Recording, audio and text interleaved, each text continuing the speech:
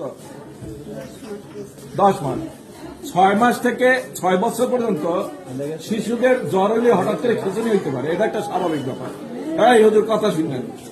6 মাস থেকে 6 বছর পর্যন্ত জ্বরের পরে খিঁচুনি হইতে পারে। যেই শিশুর একবার হয়ে গেছে তার 6 বছর পর্যন্ত এই ঘটনা ঘটতে পারে। এই জন্য মাকে ডাক্তার হইতে পারে। অর্থাৎ জ্বর হইবে এরকম মনে করে, অথবা বাচ্চাদের চোখ পাকাইয়া থাকতেছে দেখতেছে জ্বর ওঠে নাই, তার সাথে সাথে খিঁচুনি হইতে পারে।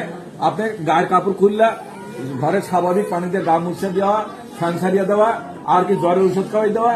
আর আমরা এই খিঁচুনি যাতে না হয় সেই জন্য একটা ওষুধ বাড়িতে লিখে দিই, ওই সময় আপনি এটা খাওয়াই দেবেন।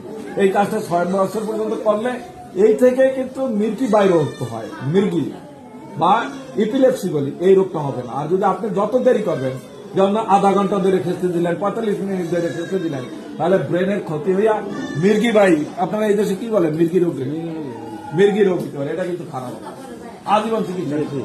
এই জন্য আপনি বাড়িতে যাওয়ার সময় এই চিকিৎসা শিখে দেবেন। দরকার আমার লগে দেখা করবেন, কালকে 10টার মধ্যে দেখা করবেন যে ডাক্তার আমাকে আরো ভালো করে শিখাই দেন, আমি এই জ্বরের চিকিৎসা আমি নিজেই করবো।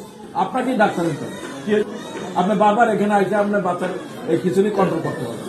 খেয়াল থাকবে, এই বাচ্চার খিচুনি আপনাকে কন্ট্রোল করতে হবে।